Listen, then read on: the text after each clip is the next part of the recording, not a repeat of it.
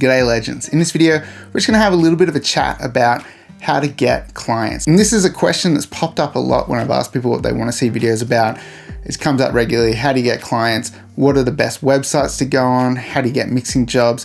All this stuff. Now, it's really not a simple answer, but I'm gonna tell you my journey from starting the studio to where I am now, where I'm doing this full time. I don't have any other jobs. I just run the studio, record bands, mixing and mastering songs, session work, anything music related in the studio. This is my full-time gig. I do the occasional gig, get out there and play some music every now and then, but this is my day job. Now, it wasn't always my day job, and that's because I didn't always have enough work in the studio to be able to do this full-time.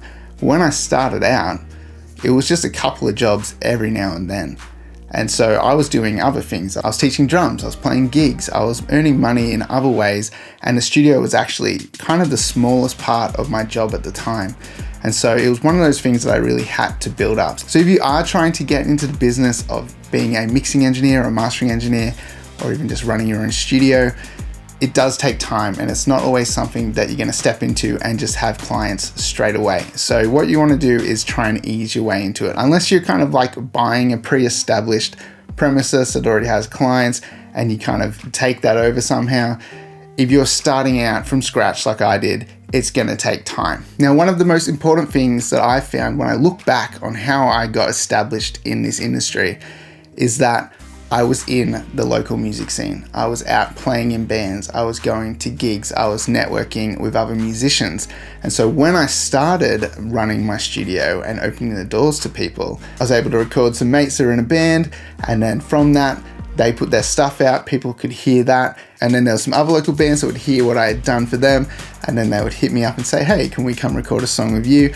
And it was kind of a slow snowball effect.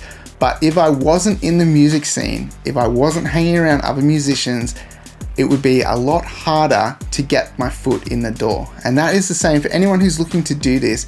You need to be networking with other musos. Whether you are playing in bands or whether you're just connected with other musicians, you really need to have a network of people that if you do start doing this, maybe you can offer some free mixes or a free recording and start building your portfolio. Because one of the most important things is your work. Being able to showcase what you do is so much more important than having a flashy website or being on all these sites where they offer mixing and mastering, because people will go on your profile and it doesn't mean anything to them.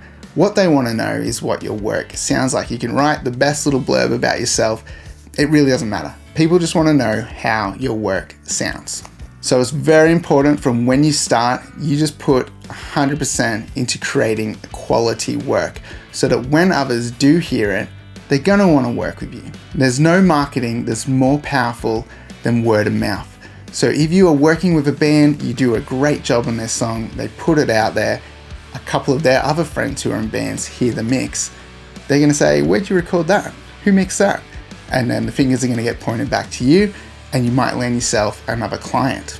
You really can't underestimate the power of word of mouth.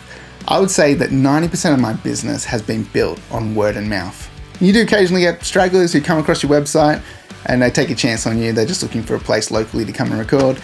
That does happen. But the bulk of your work is going to be through showcasing your work and word of mouth. So I've been running my studio for maybe like 12, 13 years.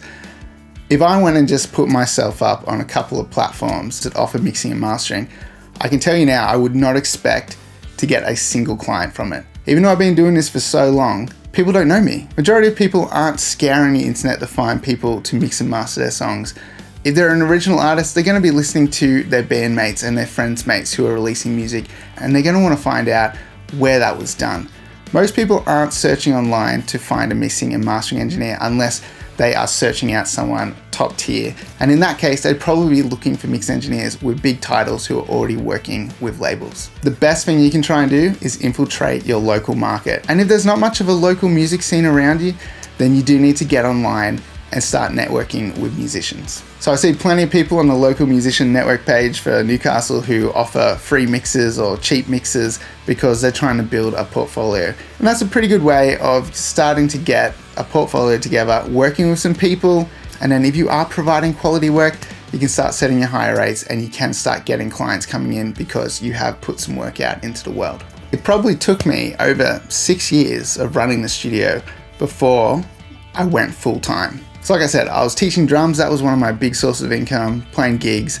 And then the studio was slowly building up over the years that I'd started running it.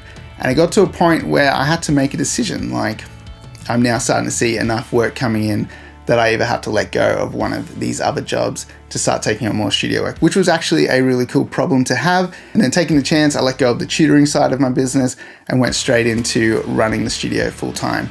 And even doing that is a little scary because sometimes there are quieter weeks, and then there are other times when it's just pumping and you don't know when you're going to see your next free day. So the main thing is it really just takes time. So if I had to break it down for you, it would start with networking with musicians, networking with artists.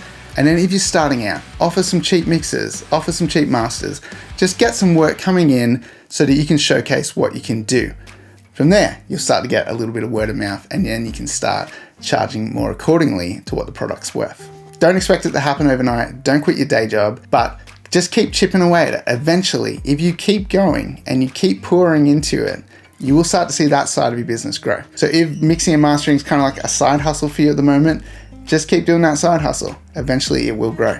And if you have been doing it for a while, but you're finding yourself in a bit of a stagnant position, you've got so many clients, but you could still do with more, but you're not seeing any extra work coming in.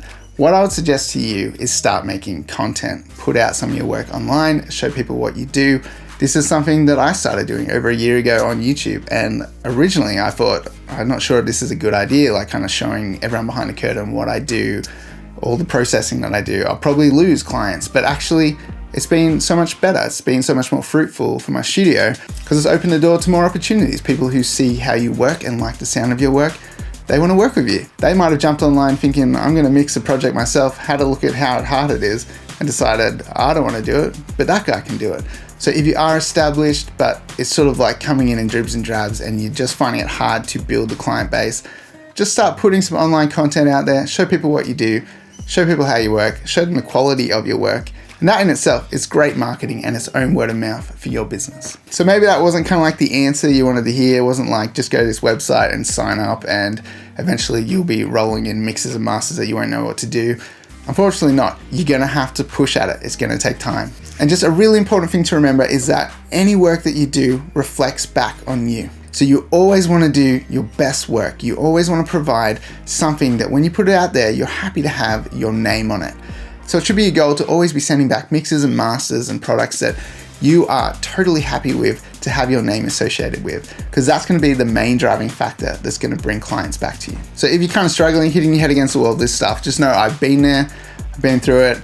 It does take time, but just keep going. Stay positive, keep pushing at it, give everything your 100%, and it will always pay back. If you guys enjoyed this video, make sure you hit that like button and subscribe to the channel. If you want to support this channel in any way, check out the description link below. Loads of cool affiliate links to plugin companies you can check out, as well as my website, which has some cool drum samples and mixing courses. So checking any of that stuff out is a massive support to this channel. If you're interested, check out this next video coming up, where I'm going to take you through a full mix from start to finish.